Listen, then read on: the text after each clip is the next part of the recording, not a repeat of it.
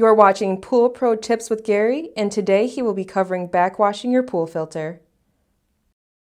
In prepping to backwash, you'll want to have on hand is a backwash hose,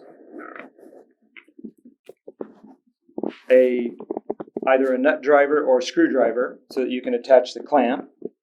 The backwash hose itself, you'll want to make sure that you put that away from any vegetation somewhere in the backyard, out towards the street or a drain vent. Don't forget that the water is chlorinated water, high in chemical base of chlorine, pH, alkalinity, those types of things.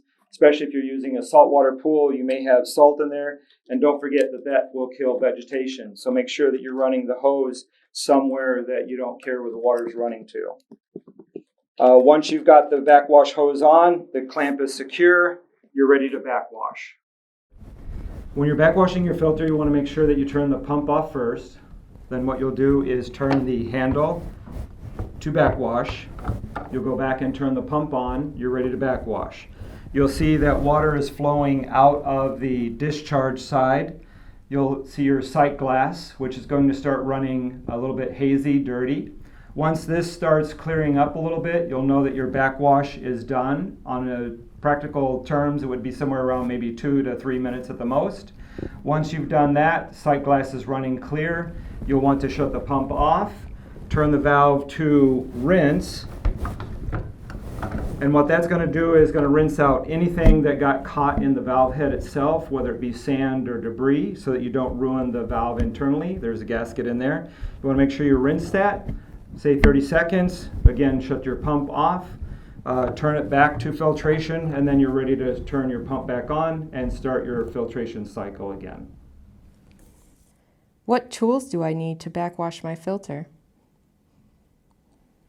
Tools you'll need for backwashing will be just simple: a backwash hose, a backwash fitting, a clamp, and the tools to adhere the clamp to the backwash fitting itself, which would be either a flat screwdriver or a nut driver. How often do I need to backwash my filter? Backwashing the filter actually depends on a few different things. It depends on the flow, how dirty it is, the pressure on the tank itself, and if you're having issues with a cleaner of some sort, that you're not getting a good flow to make the cleaner work properly. What happens if I don't backwash my filter? So not backwashing, you will notice that you'll have a decrease of flow through the filter. You also know that there's high pressure on the filter itself, on the gauge. You'll also note that if you're using an automatic cleaner, the automatic cleaner may not function as it should, because your filtration is not running at its full potential. Actually, backwashing the filter, the dirtier it gets, the better off it is in filtration. But at the same time too, the pressure gauge, you want to note that usually when you're starting, it should start out somewhere around maybe 8-10 pounds of pressure. Anything 8 to 10 pounds over starting is generally when you want to backwash. But again, don't forget that the dirtier it gets, the better it does filter for you. It's been Gary with PoolSupplies.com. Thanks for joining us. Watch us next week for more Pool Pro tips from Gary. Please check the description for links to the products used in this video. If you have any questions for me, please email support@PoolSupplies.com. Thank you.